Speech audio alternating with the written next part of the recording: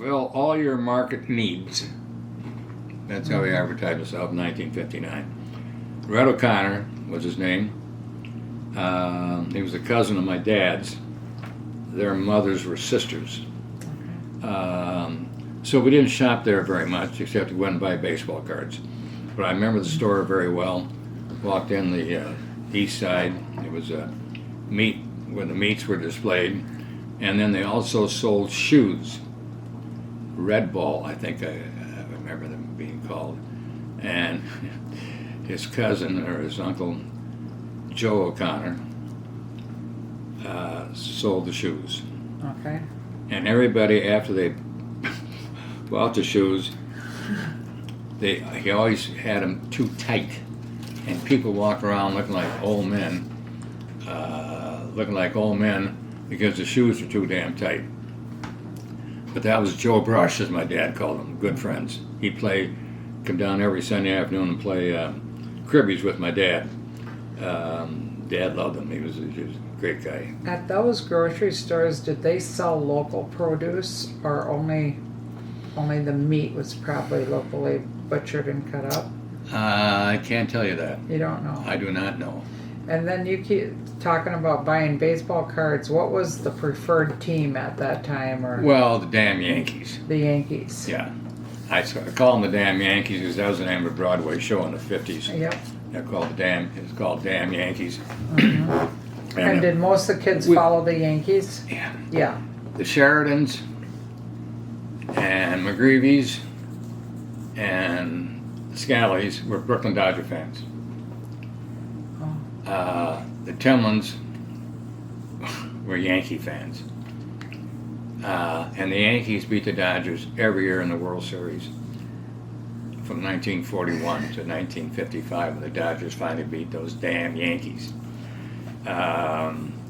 So Cubs fans, basically Cub fans, Dodgers and Yankees, as I recall, mainly. I still have the baseball cards, 2,300 of them. They're locked and stored away. 1951 to 1958 or 9. Yeah. I don't know. Dennis Hansen's always hit me with, why don't you donate them to the town? And I'm going to tell him the next time, give me $25,000, then you donate it to the town. There you go. Yeah. There you go. Anyway, That would work. so Benny and Minerva's store, the Clover Farm store, east across the street from O'Connor's store, where we did almost all the shopping because Mary Minerva was Dad's sister. And that was a nice store. Groceries. There were really a lot of grocery stores and supply stores. Absolutely. There really were. Yeah. 2 hardware stores at one time, Knight's and then the Frank Dykoff. Yeah. So Benny Minerva had a great store. They lived above the store. A lot of people did that back in those days. Nice people, good store. And then right east of there was a little house owned by Martin Durgans, Derganz. Martin was a widower. His son Peter was killed in World War II, I think, in a plane crash in Italy. Okay. So Martin lived there by himself, a little guy. He didn't do much. He just lived there by himself and kept quiet, and that was fine. And next door, going east, was the telephone company. Okay. Stella Shackleton, wonderful lady. The Sheridan, she was a Sheridan. Eddie Sheridan, Bill's dad was a sister to Stella. Okay. Stella was a little lady. She kind of had not in great health, and she hired all these high school girls to help her. I mean, almost every girl in town worked for Stella at the telephone office, including my sister Pat. It was just a great fun. She was just a marvelous lady. And they connected you. Yep. They had to connect. Yep. I was just looking at Leonard's Variety and Barbershop. If we haven't got it, we'll get it. You know. Anyway, each of there was the telephone office of Stella, great lady, and then an empty lot where the Lawler hotel was burned down, and the great mom's favorite person of all time, Kate Lynch. She was a Murray, sister to Mike and Joe and that crowd, and Cody, I think. She was so funny. She was so funny. Mom just adored her, just absolutely adored her. When some lady in town was sick, didn't know what's going on there, Kate, what's wrong with Mrs. So-and-so. The Kuthermans, the female stuff, Oh. that she called The Kuthermans, okay. What was the name of that hotel? Do you remember? I think just Lawler Hotel. Okay. Not the American Hotel? No, Okay. no. All right. Kate was wonderful. Okay.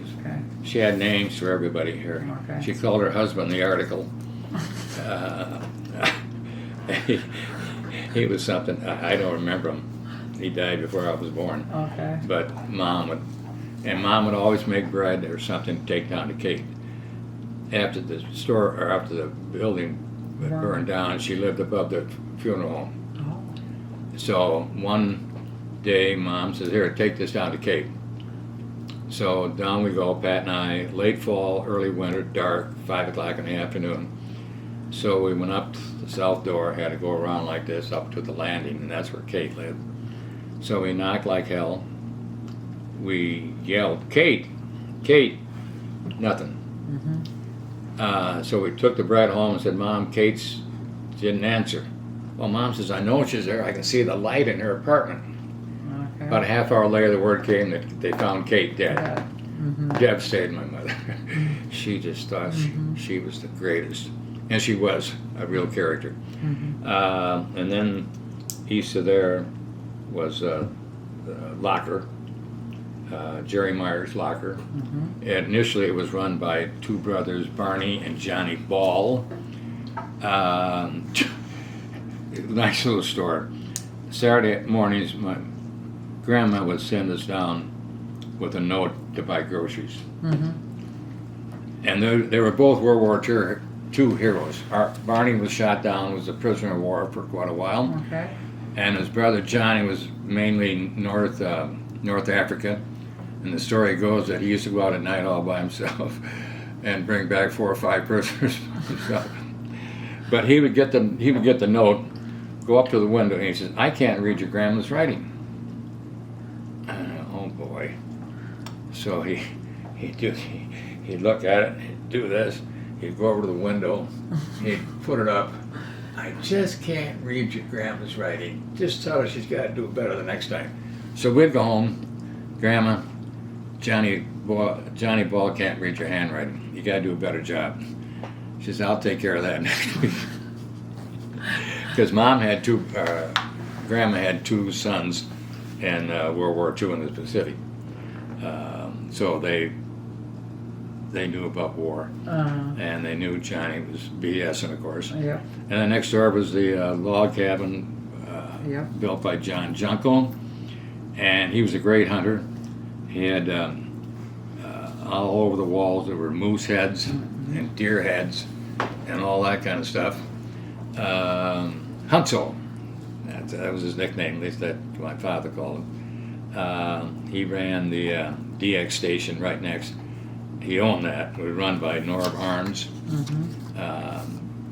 I worked for Norb in high school at the Conoco station because he had the DX station sold out from under him. Anyway, Norb was a great guy, good boss, never got upset. Maybe once he kind of got me, but I can't remember what it was. But otherwise, no problem working for Norb. Good guy, the Conoco station. So I don't want to forget 2 things. The diagonal road that goes from Larry's service down to Bucky's. Dick Croell, Roger's dad. Good old Dick. He was a good guy. I remember going down there with Greg Tillman. We'd look for advertising I still remember him sitting down, his big hands. They were just big hands. He'd write a check for $5 for this. What the hell did he go by? And then Raj worked there during high school. Mm-hmm. And then after high school, Raj worked there until, and then it kind of closed down because the main deal with Dick Croell was how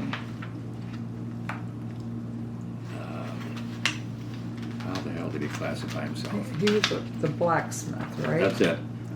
Dick Croell, blacksmith and car repair, Lawler, Iowa. Dick is a good old guy. Just a good, had a big family, 11, 12 kids. All turned out good, especially Roger. Mm-hmm. So, yeah, it was great.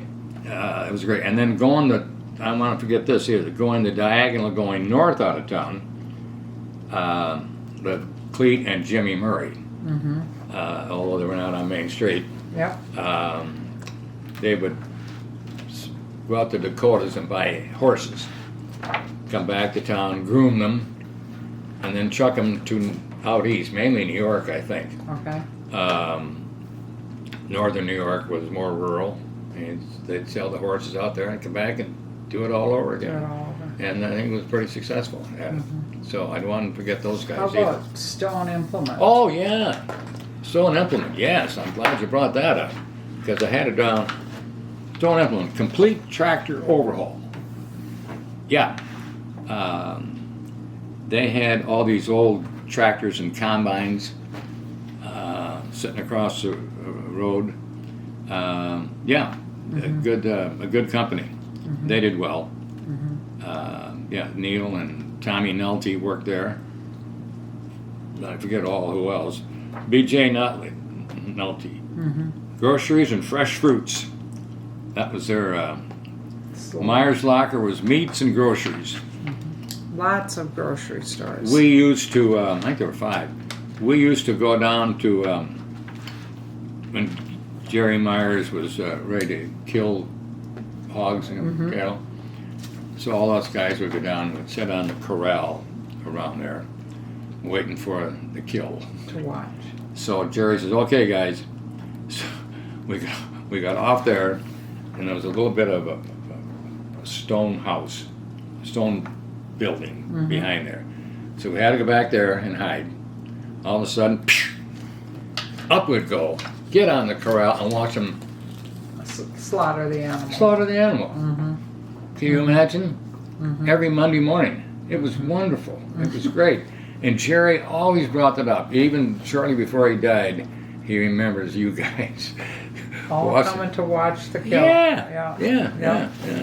So I want to. Hank Fensel also a great guy. Up where the water tower is in that area. Mm-hmm. He was a good guy. Tell us a little bit about baseball, what you remember about baseball here in town. Well, they had a town team. Fensel Brothers, sand, gravel, and excavating. They had a town team. Always had a high school baseball team. Always. And you're not necessarily like Little League, or were you Yes, pretty little? we had Little League. Oh yeah, because Don Leonard, or Chick, yeah. Chick was ran the Little League, was yep. the coach. Yeah, we had Little League, midgets. Do you remember that, Kyle? Yeah, the midgets we were Little League up till about age 10, and then after that they were Then you were- called midgets. Yeah, baseball all the time. All the time. all the time. And you practiced down at Junco Park Correct. and played teams from where? New Hampton, Kelmer, Wacoma. Can't remember much about St. Lucas. Okay, And we had enough kids in town where we could play intramural. because you had a couple teams. We had 4 or 5 teams, Yep. which is unbelievable in today's Right. world down Right. there. So we had a lot of intramural, but we did play New Hampton. I remember that. And back then, were Lawler's colors already green? Yeah, Always green because of Always. Irish. correct, Yeah. correct. Yes. I don't know if I have pictures of that or not. Yeah. And then how about, did you ever take the passenger trains out of Lawler? No, No. no. But do you remember the trains coming in? Sure, with I remember my grandmother going into Milwaukee, and we all went down to the depot and waved Bye. Grandma goodbye. But no, I never rode the. And how long would it take to get to Milwaukee, do you think? Boy, I have no idea. Because they didn't go that fast, did they, those trains? No, I wouldn't think so. Mm-mm. I have no idea Mm-hmm. how long it would take. I bet a long time. I bet a long Yeah. time. So that's the only thing. That was great. The depot building is gone, which is too bad. Mm-hmm. And we used to play. George Tillman and I would play against the south wall. He would bat and I would pitch, and vice versa. And Mm-hmm. yeah, and then down it went. That was I tell you what, baseball was the thing back then. Absolutely. Everybody collected cards. And, absolutely. And I'm the only one my age that still has the baseball cards. Because Mom never moved out of the house when she got there in 1947. Or So the it all stayed others had moved. Janie Tillman moved. Virginia Sheridan moved. Leonard's did not. But going to Punkin, Marie sent Mike up to the attic to kind of clean it out. And apparently, he got rid of all the baseball cards and burned them. That was Mike. That was Mike. He would do things like that. How about, did you guys ever play the country kids? Like, did the country kids come into town and Yes. play with you guys? Yes. Or did they have their own teams? No. They no. came in and They were came part in of your team. Correct. Absolutely. Yeah. Good guys. Ray Kennan, Yeah. a hell of a player. George. Walt Keener was, Walt, little guy, but ferocious. He was really determined. A good player. Walt. He got the nickname Walt because he liked an NBA player who played for the Detroit Pistons. Actually, it was probably the Fort Wayne Giants before they moved to Detroit. And he loved the guy named Walter Dukes. He was a big black kid. Skinny, and somehow Walt loved him. And therefore, Walt was called Walt to the day he died. Did you know that? It's on his tombstone. So What's it say? it says Eugene Walt. So Yeah, great guy. Great guy. And so was Ray Kenny. Ray was a hell of a pitcher. Hell of an athlete. But no, they'd come into town, we'd put everybody together and do that. Good. Well, great. Thank you. Am I done? You're done. It's